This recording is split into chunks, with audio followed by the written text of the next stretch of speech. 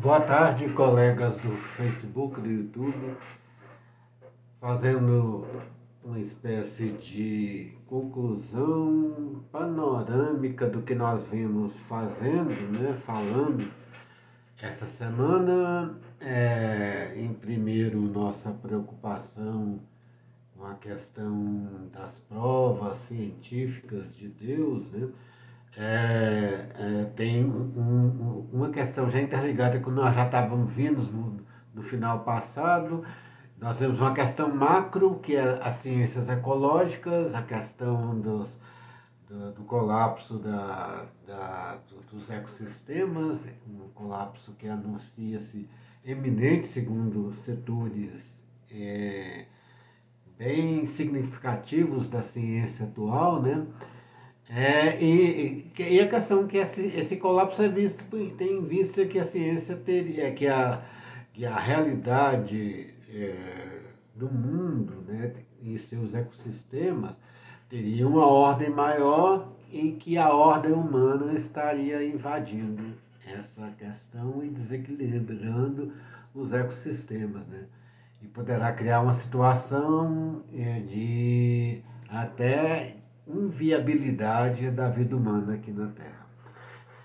Aí nós vimos essa questão e quando se vê a questão de Deus e uma visão mais eficiente e uma visão mais consequente, religiosa, né? Deus por trás dessa organização e a cultura cristã que clama pela participação do ser humano, né? Para a construção de um reino, né? Tem uma visão bem humanista naquela famosa passagem: tive fome, me deste comer, tive sede, me deste beber. Mas um sentido maior ainda dessa passagem é que clama pela participação humana e clama para que o homem atue dentro da realidade para transformá-la em algo melhor. Esse é o sentido maior que nós vemos nessa passagem, e essa visão de Deus justificaria isso, né?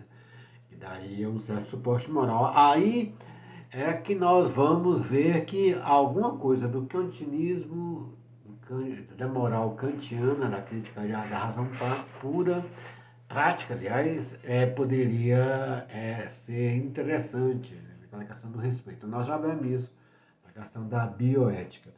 Mas tem um outro lado particular que nós começamos a falar, mas um outro detalhe que conjuga, né?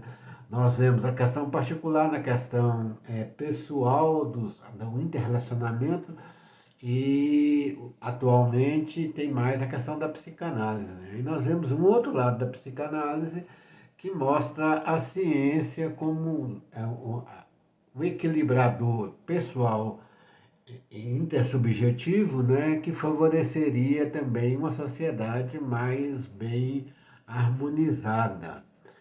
Ultimamente nós estamos vendo as situações intersubjetivas dentro de uma outra crise também, né, uma crise moral mais interpessoal. Nós já vimos alguém já detectar isso, né, quando estudamos Hegel na famosa passagem que, na primeira versão por nós acessada da fenomenologia, se falava da distorção, agora na versão mais recente fala da dissimulação, mas nós achamos melhor a questão da distorção, né? E quando ele trata dos tratamentos, das questões de sensibilidade, da natureza, né? E da razão, esse equilíbrio necessário, né? A distorção vem muito. Tem um lado que fala da questão da moralidade, da imoralidade, quando a moralidade se torna muito exigente, com vários deveres, que acaba cerceando a sensibilidade, a individualidade, né? Nós vimos isso na era vitoriana, né? A famosa era vitoriana, que foi na Inglaterra, mas é todo um pensamento que permeia e se caracterizou como um pensamento conservador do mundo inteiro. Então, Dentro dessa questão é que surgiram os movimentos de libertação individual e sexual da década de 60. Mas nós já vimos, com o famoso caso de Charles Manson, que o individualismo excessivo e a exposição, a questão da natureza, vista que a questão natural quanto ao impulso sexual, né, descambou nas violências domésticas e nos abusos sexuais que nós estamos vendo hoje em dia. O que está puxando, historicamente na Europa, puxou a reação conservadora e de novo está puxando agora essa reação. Aí é que vem a outra questão de Deus. É preciso se discutir Deus. Não é a ciência em geral natural e a ciência exata realmente não pode atingir, porque ela vai tentar enquadrar Deus e não tem jeito de enquadrar Deus. Se a ciência conseguisse enquadrar todo Deus ali, ele deixaria de ser Deus. Isso que nós falamos. E muita gente contesta, mas isso acontece. Por que Deus deixa isso? Nós não sabemos. Nós não sabemos, mas a proposta dele, muita gente fala que talvez parece que Deus não tem proposta. Mas ele tem, a proposta de melhoria e está na nossa razão. Um exemplo disso é a recente pandemia, que está em vias de ser solucionada, melhorou bastante com a questão das vacinas, que é uma questão da racionalidade. Essa racionalidade foi adquirida a partir da visão de uma ordem maior que tem ali, porque se não tivesse uma visão assim, se não tivesse uma visão de uma ordem para analisar, ela pararia falando, não tem visão, é só o caos que existe, não tem jeito de descobrir nada. Mas as descobertas científicas têm de ter o pressuposto primordial de que tem uma ordem ali e você alcançando a ordem, você adquire soluções. Não é só isso, né? Nós até falamos o exemplo maior que ficou na ciência, que é muito vidrada na questão da entropia. Entropia é o princípio de desordem que gera as transferências de energia, mas não é só isso. Algo se constrói, tem a entalpia. Né? Eu acho que a ciência deveria pensar mais nessa questão da entalpia. Então, essa discussão de Deus é interessante porque também tem esse lado pessoal de sentimento, que a visão religiosa traz uma espécie de prazer. Nós falamos, não sabemos ainda, e a ciência não tenta estudar direito essa questão neurocientífica, né, da experiência religiosa. Tem até o maior ápice de prazer historicamente conhecido são os êxtases dos santos católicos, né? Tem a questão do nirvana no budismo se aproxima muito disso, né? Mas na Igreja Católica e a tradição cristã tem os êxtases, né, de tradição cristã. Então, né, existe uma produção e muitas vezes é importante estabilizar a pessoa e atinge direto a sensibilidade que Hegel já analisa lá.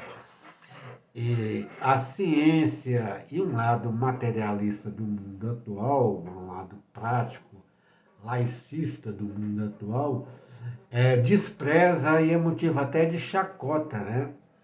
E as chacotas, em geral, beira sempre a atacar as questões morais desse lado do mundo ocidental, desse lado laico do mundo ocidental. Né?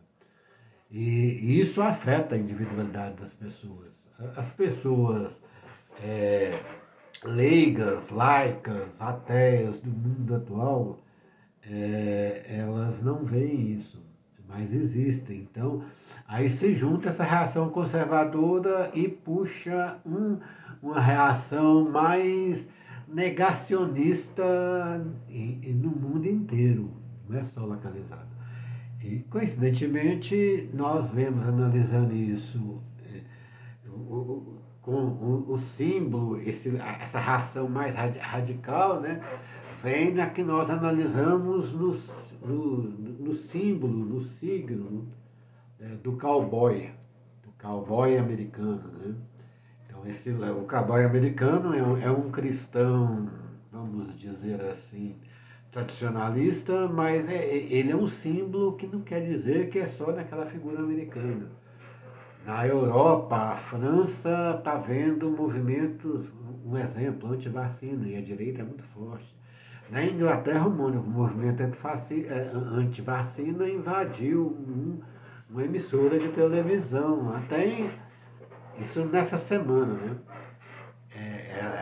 Invadiu achando que eles invadiram até a emissora errada, é a BBC que estava programando detalhes de como divulgar a questão da vacinação, eles eram contra. Um movimento totalmente negacionista. Na França está tendo grandes manifestações e junto com isso está vindo o Talibã do outro lado, que é uma outra visão de cultura e uma outra visão, não é uma visão cristã, mas é uma visão que parte dos conflitos do judaísmo milenares, né? Da época de Abraão com seus filhos, né? O Isaac e o Ismael. A memória mais longe é isso. Então é um conflito histórico que parece que nunca se resolve. Agora o Talibã está voltando a se organizar lá. E de lá é que surgiu outras visões, como o Estado Islâmico, e de lá também os Estados Unidos interviu no Afeganistão por conta dos atentados da Torre Gêmeas, que é um fato marcante do início desse nosso milênio, né? O atentado das Torres Gêmeas. E se volta toda essa questão.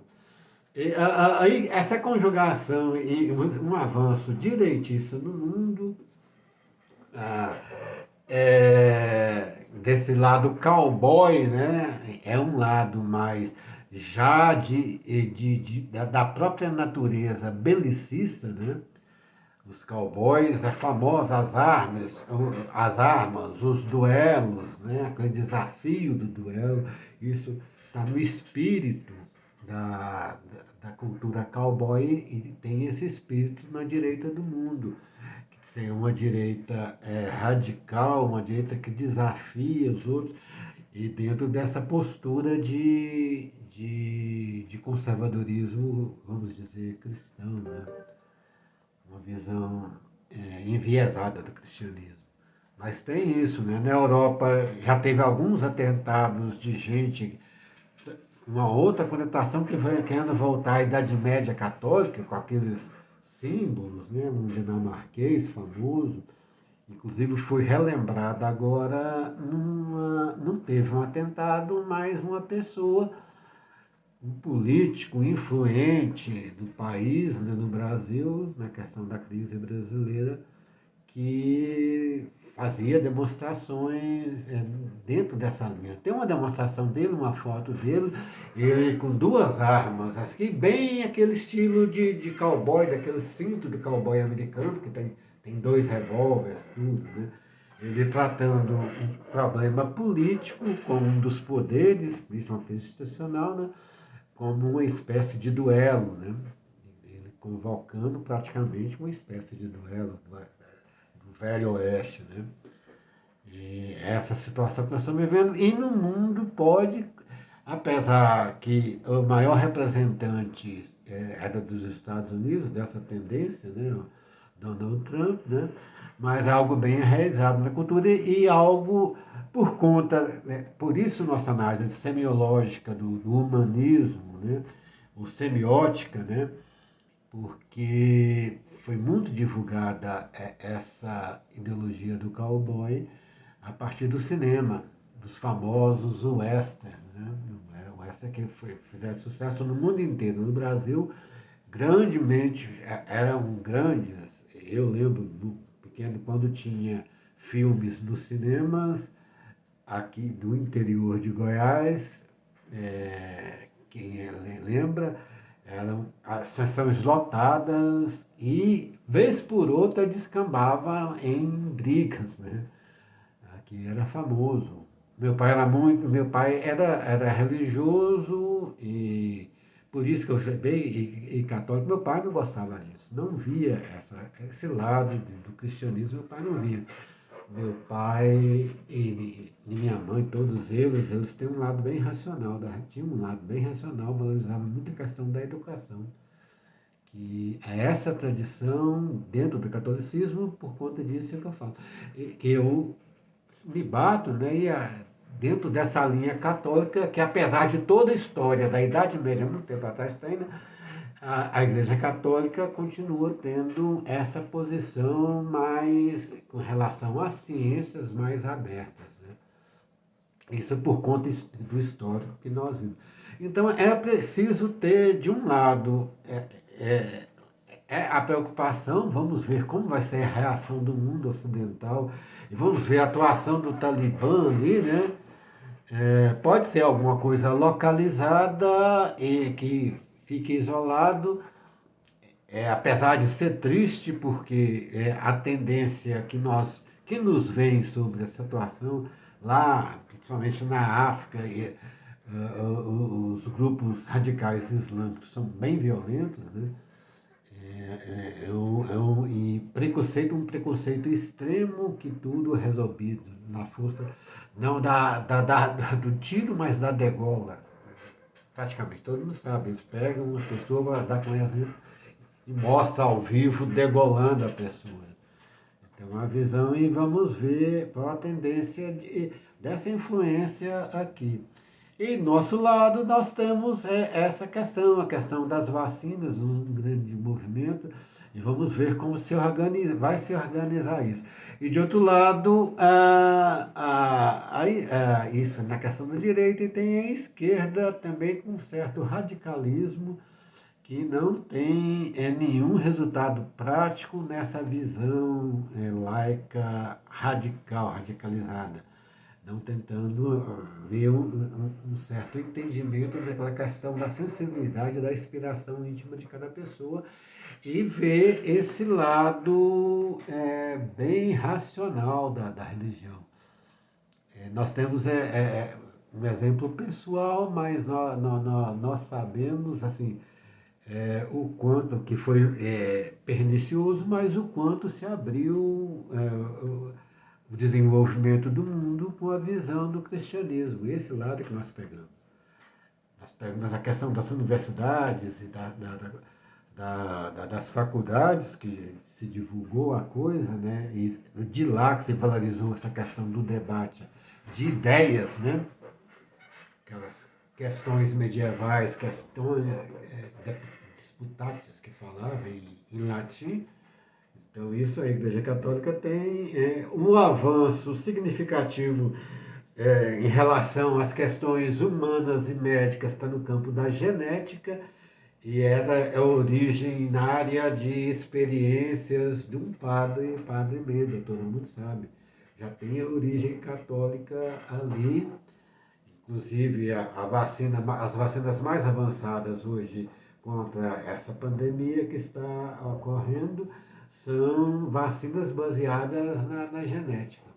E a genética tem esse lado de ver a religião com essa experiência pessoal. É muito difícil falar que a ciência pega um lado materialista do carbono 14, analisar várias eras, tudo, né? E sentir que não há evidência de um ser criador, né? Mas intimamente, a nossa intimidade de várias pessoas no mundo, né, não tem essa visão, porque nós temos, muitas vezes, o Hume, que começou esse lado mais negacionista, que influenciou Kant, ele deu aquela experiência da bola de bilhar, né, e da questão da causalidade como uma experiência pessoal, só a pessoa que vê. Mas não tem nenhuma prova dessa causalidade última que chegaria em Deus. É por aí que Kant fez a sua análise. Mas tem essa questão, porque as experiências científicas elas se dão num contexto fechado, e dentro desse contexto existe a causalidade. E a causalidade é que leva a essa ideia de algo organizador primeiro. É, é muito difícil se entender que da desordem se originou a ordem. Teria que ter um princípio primeiro. É aí que Bergson também vai falar no Elan Vital. E no final nós vamos analisar, né, no final da obra dele, a evolução criadora, ele fala dessa questão de Deus que tem essa espécie que outros filósofos, né, e nós colocamos, tendo visto outros filósofos e outros comentários, numa espécie de nous, de inteligência que impulsionou tudo, uma inteligência primordial. Nós até falamos, mais ou menos, Hegel fala de um instinto de razão na natureza. E nós transformamos esse espécie de instinto, mas não coisa dele, mas tem essa questão da organização, né, que foi se formando, que foi a partir da experiência religiosa. E desse Deus racional, não um Deus por impulso, que parece querer voltar, né? Muito por conta dessa questão, dessa divergência com o laicismo, e o laicismo não valorizar essa questão do sentimento interno das pessoas. Então cria uma certa reação.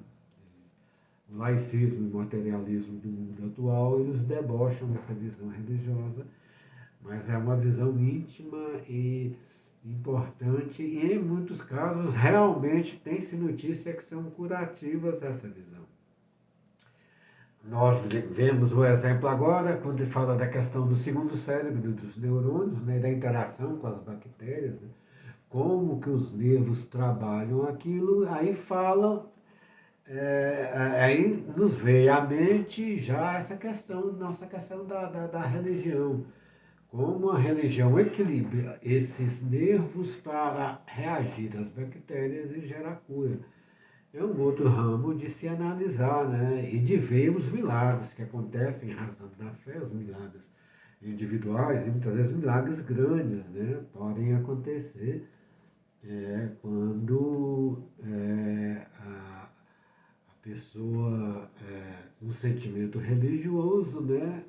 Tem adquirir aquela confiança, e essa experiência íntima, né? Perpassa os neurônios e as células e ajuda o organismo a se superar o estado de antigo que está vivendo. Então era isso, mais ou menos, e a partir disso nós vamos ver também, nós temos a ideia, depois mais à frente, fazer alguma análise mais aprofundada. Nós já estamos falando, já tem um livro que seria uma nova Suma Teológica, e algo mais abrangente. Lembrando a Suma de São Tomás de Aquino, e quem lê a Suma vê isso, que São Tomás de Aquino, na Suma, apesar de ser teológica e católica, ele dialoga com todo o conhecimento que lhe estava à disposição, da filosofia grega, da filosofia árabe, da filosofia romana com Cícero, né? Todo aquele conhecimento que ele tinha, ele lia e procurava dialogar e fazer essa suma. É uma coisa interessante para se fazer e para se discutir em nossa visão, né? E que vai se tornar premente no mundo atual, que com essa discussão, uma discussão mais intrarreligioso, com essas facções radicais, principalmente na população, poderá segurar muito essa visão negacionista e fundamentalista. Essa visão não agressiva contra a religião, mas que entende e procura dialogar também, né, do lado laico, né? Essa é a nossa preocupação, tendo em vista que nós estamos no Brasil e agora no mundo, né? O mundo em si, com os talibãs de um lado, essa nova direita negacionista e fundamentalista de outro, né? Então, boa tarde.